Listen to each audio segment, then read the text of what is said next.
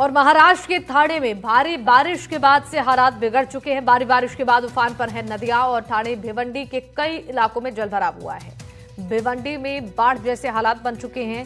पानी के तेज बहाव में एक मिनी बस बह गई है। आपको बता दें कि यहाँ जल भराव से कई इलाकों में लोगों की दिक्कतें बढ़ती नजर आ रही हैं।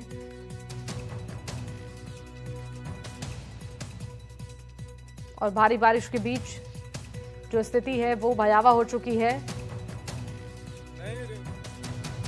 बाढ़ का कहर और कई जगहों पर जल का ये सैलाब नजर आया है। और असम में बाढ़ और बारिश से बुरे हालात हैं। अब तक 85 लोगों की मौत हो चुकी है। लोग इस बाढ़ से प्रभावित हैं और लाखों की संख्या में लोग बाढ़ से प्रभावित हैं। अब तक 85 लोगों की जान भी जा चुकी है। लाखों लोग प्रभावित हैं इस बाढ़ से और तस्वीरें जो सामने आ रही हैं वो बेहद मार्मिक हैं।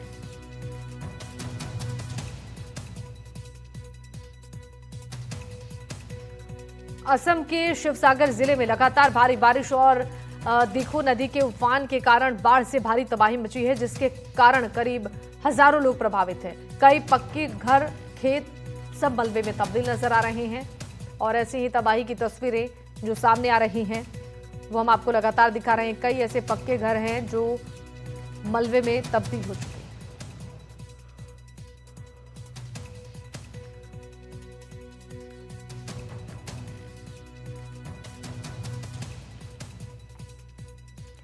तो बाढ़ से भयानक तबाही मची हुई है और लोगों की परेशानी बढ़ती हुई नजर आ रही है। असम की ये तस्वीर हम आपको दिखा रहे हैं, जहां बाढ़ की वजह से भयानक तबाही का मंजर, चारों तरफ पानी ही पानी नजर आ रहा है। कई पक्के घर और खेत मलबे में नजर आ रहे हैं। देखिए, कुदरत का कहर जब टूटता है तो सिर्फ मकान ही नहीं ढहते बल्कि कई सपने टूट जाते हैं। गुजरात के नवसारी में आई विनाशकारी बाढ़ ने हजारों परिवारों को सड़क पर ला दिया। लेकिन इसी तबाही के बीच से आई एक ऐसी कहानी जो आपकी आंखों को नम भी करेगी और इस हौसले को सलाम करने पर मजबूर भी करेगी। देखिए रिपोर्ट।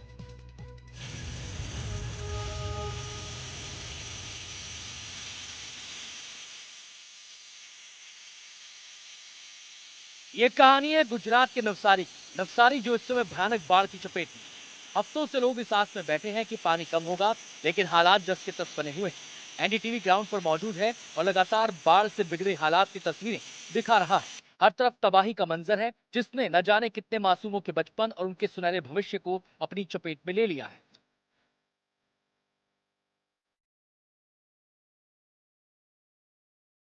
इसी डूबे हुए नवसारी के कोने में एनडीटीवी की टीम को मिला विराल का परिवार।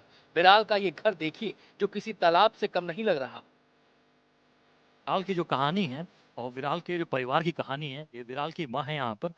और विराल का कहना है कि वो उनकी ये ख्वाहिश है, तमन्ना है, आरजू है कि बड़े होकर के जो है वो इंजीनियर बने। और आप देखिए कितनी मुश्किल ज़िंदगी है। कोई भी चीज़ जो है वो अपनी जगह पर इस घर में नहीं है। आसमान से जो छत है इनके सर के ऊपर, वहाँ से पानी टपक रहा है।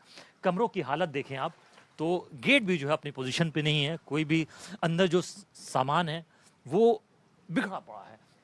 कोशिश करते हैं विराल के कमरे में चलते हैं और विराल की जो ज़िंदगी है, विराल की ही आप बीती समझने की कोशिश करते हैं। यहाँ देखिए आप, यहाँ 2 बेड्स जो हैं वो लगे हुए हैं, एक विराल का और एक विराल की बहन का।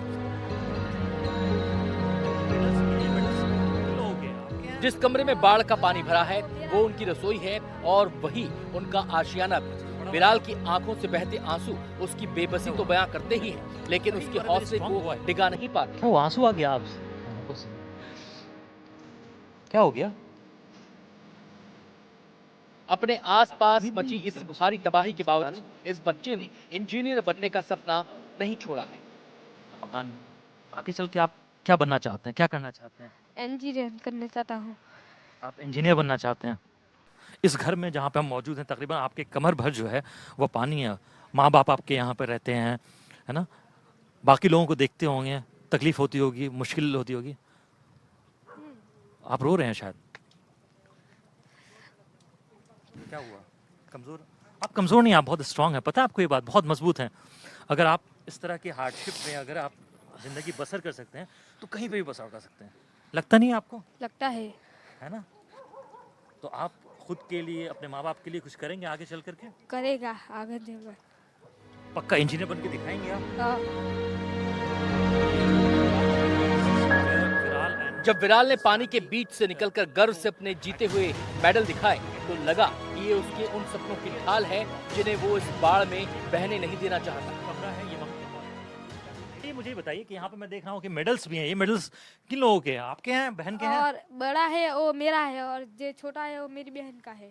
अच्छा, जो बड़ा वाला है वो आपका है, छोटी वाला है वो आपकी बहन का है। और यही एक कमरे का जो मकान है इसमें आप रहते हैं यहाँ पर, और यही किचन है। इधर इस तरफ आइए दीपिशा, आप भी मेरे साथ आइए यहाँ पर। और देखिए, मैं चाहता हूँ कि आपकी जो कहानी है विराल, ये बहुत ही एक्स्ट्रा ऑर्डिनरी कहानी है। और आप रोइए मत, आप जो है आगे चल के बहुत बड़े इंसान बनेंगे, है ना? और हिम्मत रखिए। इसी घर में आप यहीं भी पढ़ाई करते हैं, तो आप कितने दिनों से पढ़ाई नहीं कर पा रहे हैं? जब से बारिश हो रही है और जब से पानी आ रहा है तब से हम पढ़ाई नहीं कर पाते हैं।